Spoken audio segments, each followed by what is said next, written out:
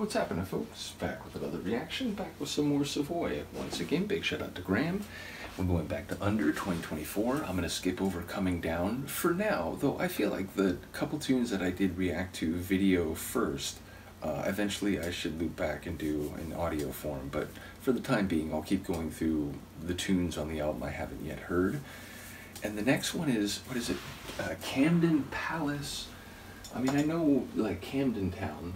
I have heard of such a place, and I have some vague sense of where it is, but, and indeed, it serves as a location in some prominent pieces of fiction, like A Christmas Carol. Nevertheless, Camden Palace Chronicles.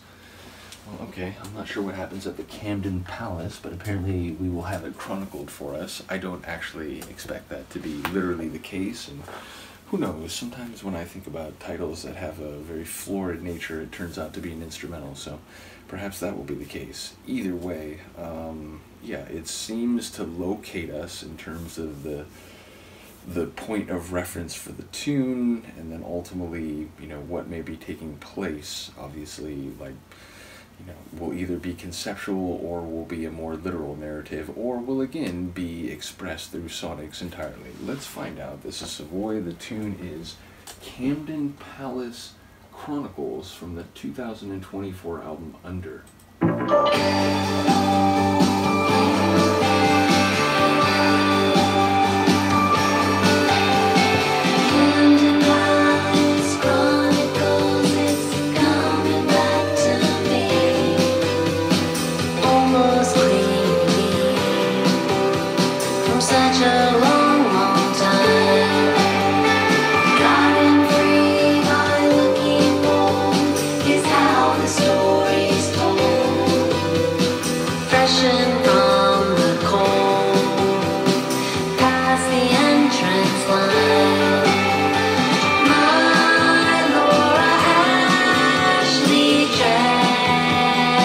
That turn it took.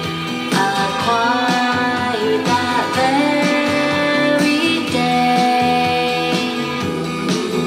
I sure stood out from the rest with new romantics on full display.